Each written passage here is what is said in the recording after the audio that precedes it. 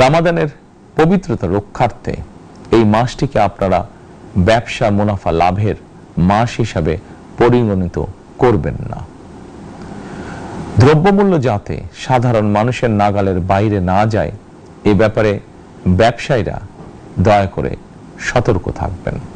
BNP সরকার সকল ক্ষেত্রেই অনাচার অনিয়মের সকল সিন্ডিকেট ভেঙে দিতে বদ্ধপরিকর ইনশাআল্লাহ। দলীয় কিংবা রাজনৈতিক প্রভাব প্রতিপত্তি অথবা জোর জবরদস্তি নয়, আইনের শাসনই হবে রাষ্ট্র পরিচালনার শেষ কথা। সারা দেশে জুয়া এবং মাদকের বিস্তারকেও বর্তমান সরকার আইন শৃঙ্খলা অবনতির অন্যতম কারণ বলে চিহ্নিত করেছে। সুতরাং জুয়া এবং মাদক নিয়ন্ত্রণে আইন শৃঙ্খলা বাহিনী সব রকমের কঠোর পদক্ষেপ গ্রহণ করছে।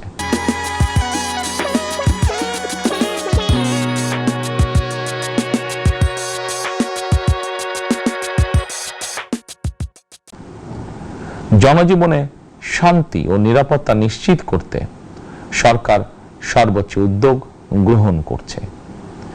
দেশের প্রতিটি সাংবিধানিক এবং সরকারি বেসরকারি প্রতিষ্ঠান চলবে বিধিবদ্ধ নীতি নিয়মে। দলীয় কিংবা রাজনৈতিক প্রভাব প্রতিপত্তি অথবা জোর জবরদস্তি নয়, আইনের শাসনই হবে রাষ্ট্র পরিচালনার শেষ কথা। প্রিয় দেশবাসী, আগামীকাল থেকে সারা দেশে শুরু হতে যাচ্ছে পবিত্র মাহে রমাদান। আমি দেশবাসীকে পবিত্র মাহে রমাদানের শুভেচ্ছা জানাই। রমাদান আত্মশুদ্ধির মাস। আমরা যদি আত্মশুদ্ধি শব্দটির মর্মার্থ উপলব্ধি করি তাহলে এই মাসে মানুষের ভোগান্তি বাড়ার কথা নয়। যদিও আমাদের অনেকের মধ্যেই এই মাসটিকে ঘিরে ব্যবসায় অধিক মুনাফা লাভের প্রবণতা লক্ষণীয়। আপনাদের প্রতি আমার বিনীত আহ্বান, রমাদানের পবিত্রতা রক্ষার্থে এই মাসটিকে আপনারা ব্যবসা মুনাফা লাভের মাস হিসাবে পরিগণিত করবেন না।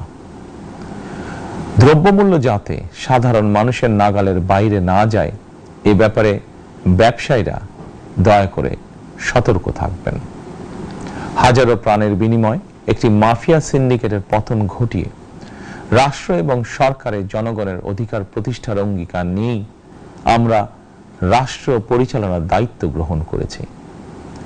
বিএনপি সরকার সকল ক্ষেত্রেই অনাচার অনিয়মের সকল সিন্ডিকেট ভেঙে দিতে বদ্ধপরিকর ইনশাআল্লাহ।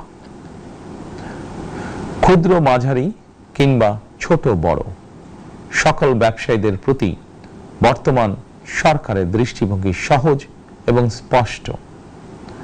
বর্তমান সরকার ব্যবসায়ী এবং ক্রেতা সাধারণ উভয় স্বার্থ রক্ষা করে প্রয়োজনীয় পদক্ষেপ গ্রহণ করতে চায়। সুতরাং সরকারের পক্ষ থেকে কি ধরনের উদ্যোগ গ্রহণ করলে বাজার পরিস্থিতি নিয়ন্ত্রণে থাকবে কিংবা ক্রেতা বিক্রেতা উভয়েরই স্বার্থ রক্ষা হবে এ ব্যাপারে আপনাদের যে কোনো ধরনের পরামর্শ কিংবা অভিযোগ শুনতে সরকার প্রস্তুত।